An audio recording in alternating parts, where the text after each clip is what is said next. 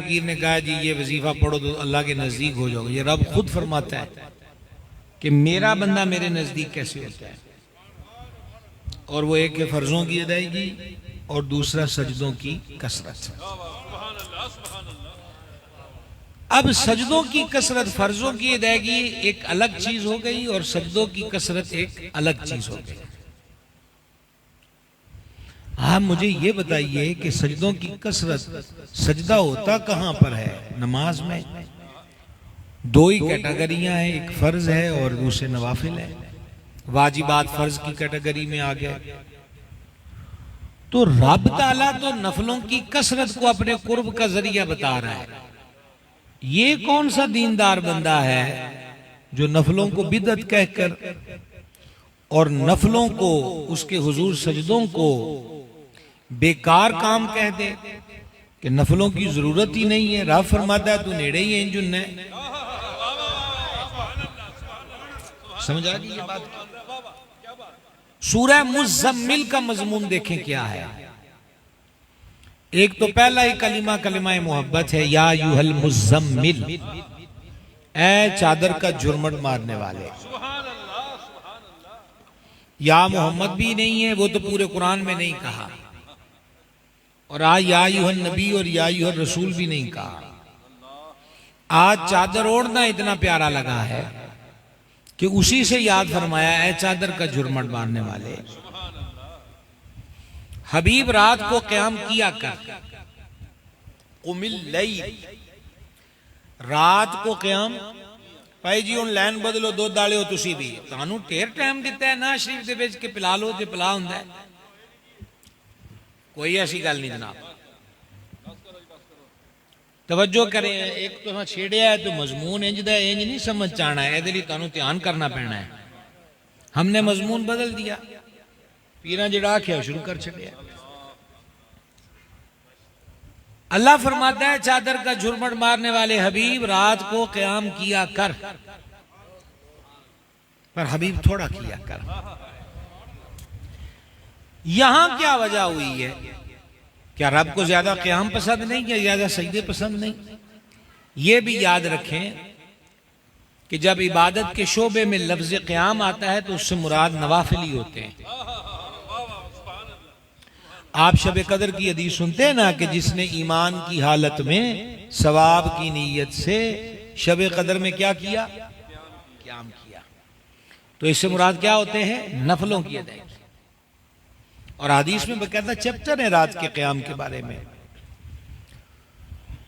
तो हबीब क़याम किया कर, थोड़ा किया कर, आधी रात कर ले। कितनी? आधी रात। ये क्या वजह हुई है? क्या पसंद नहीं है? ऐसी बात नहीं। वो उम्मुल मोमिनीन सदीका करीमा रदी अल्लाह ताला अन्हा बयान फरमाती हैं कि जाने आलम अलैहिस्सलाम के मुबारक कदमैन शरीफैन इतनी इतनी देर हालत क़याम की वजह से उनमें सोजिश आ जाती थी। लिहाजा मुहिब ने महबूब को कहा कि करना तो सानू ही याद है महबूब, पर तेरा शौक है कि तू मेरे हुजूर सजदा रेज रहता है और क़याम में रहता है, ते गल सजना दी भी नहीं मोड़नी, पर तेरे कदमों में वरम हो और फिर तू मेरे दरबार में खड़ा हो।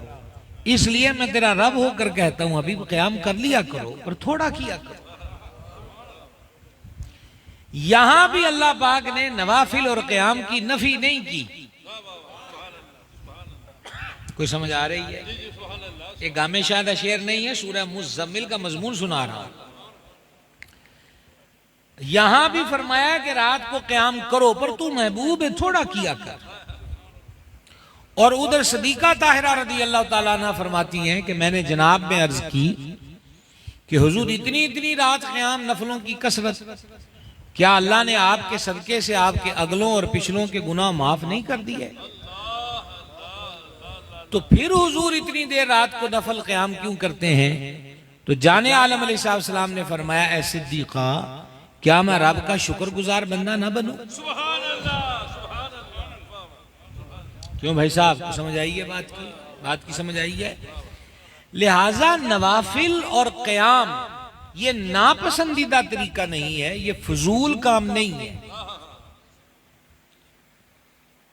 अब हदीस पाक है, ये सुन्नतों को लें आप, सुन्नतें भी बयान करूं कौन सी गैर मुअक्कदा और किस नमाज की, नमाज असर की। सैयदुल आलमीन अलैहिस्सलातु वस्सलाम ने फरमाया अल्लाह उस पे रहमत करे जो असर से पहले 4 रकअतें पढ़ता है। सारा सांगला ही नहीं, सारा जग इकट्ठा कर लो, वो एक तरफ हाथ उठा के दुआ मांगे और करीम एक तरफ फरमाए अल्लाह रहमत करे, तो सारी कायनात की दुआएं इस एक दुआए रहमत के मुकाबले में भी नहीं आ सकती किसी सूरत भी। तो इस हदीस से भी मालूम हुआ कि हुजूर चाहते हैं तुम रखते ज्यादा पढ़ो। क्या समझ आई ये बात की? पहली बात तो ये ज़हन में रखें, इतना मुझे बता दें कि कभी इबादत भी बिदअत होती है।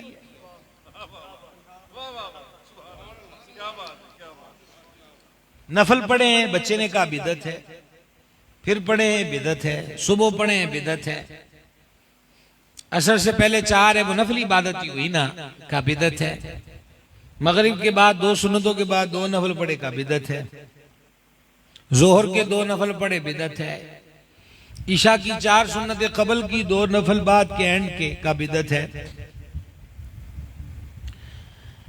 मुझे इतना बताएं कि मुझे बुलाया है तकरीर के लिए, इश्तिहार में मेरा नाम भी लिख दिया, कुर्सी भी रख दी, टेबल भी रख दिया, माइक भी मेरे आगे लगा दिया, और जब मैं कुर्सी पे बैठ जाऊं तो मुझे कहा जाए कि तेरा तकरीर करना ही जायज नहीं। जायज नहीं तो सद्या क्यों?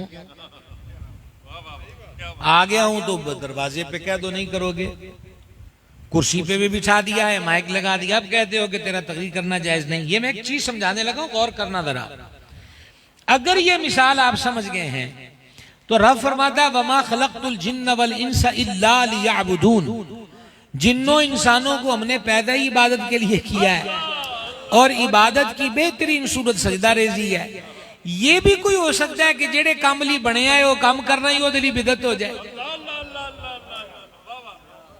भाई जी को समझ आंदी पई? ये कोई नहीं, बिदअत इबादत नहीं होती और इबादत कभी बिदअत नहीं होती। बंदा बना ही इबादत के लिए, समझ आ गई? कोई ना आई जनाब, बंदा बना किस चीज के लिए है?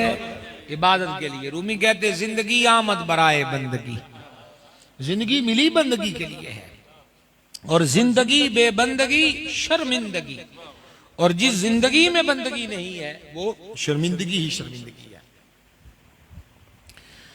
अब आप देखें इसी कुरान में अल्लाह अपने महबूब को तहज्जुद का फरमाता है। नमाजें कितनी फर्ज हैं बोलिएगा? उसमें तहज्जुद है। अल्लाह अपने हबीब से फरमाता तहज्जुद पढ़ो।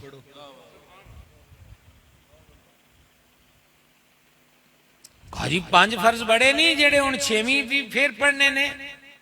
और ये बात कितनों के लिए नहीं होगी मैं नहीं जानता, सरवरे आलम अलैहिस्सलाम पे तहज्जुद फर्ज थी। ओ भाई आपां दे नमाज़ां फर्ज होने च भी हुजूर वर्गे नहीं। ये दूध पिए का नतीजा है, ना पिया होता तो क्या होता। सरकारे करीम अलैहिस्सलाम पे 6 नमाजें फर्ज हैं और हम पर कितनी है? 5 फर्ज हैं। और तहज्जुद उम्मत के लिए सुन्नत हो गई। और तहज्जुद के वक्त जो रक्तों में कुरान पढ़ा जाता है उसकी फजीलत पे हदीस सुने कि जब बंदा कुरान पढ़ता है तो रब का फरिश्ता उसके मुंह पे मुंह रख देता है हालत नमाज में, और उसके मुंह से निकलने वाले कुरान को लेता है। हुण तानू मैं इशारा देना जे समझ गए हो तो बड़ी गल है, फिर तशरीह तो फिर है ही है। अब पता चला है कि क्यों हुक्म दिया है कि लहसुन प्याज खाई हो तो मस्जिद में ना आओ, खाना खाया हो तो कुली बगैर ना पढ़ो। ये बुनियादी सबब है। अच्छा, रब फरिश्ते मुकर्रर कर रहा है कि जो नफलों में कुरान पढ़े तुम उनके होंठों पे होंठ रख दो। यहां कितने वो बड़े बड़े होंठों वाले लोग हैं जो कहते नफली बिदत हो गए। कुछ समझ आ रही है? नहीं आ रही भाई साहब, बोलो तो सही नजर आ। चलो एक बरकत की बात यकदम ज़हन की तख्ती पर आ गई कि ये आरास मुबारका में पहला बड़ा नाम करीम इब्ने करीम सैयद इब्ने सैयद मौला इब्ने मौला सरकार सैयदना इमाम हसन मुज्तबा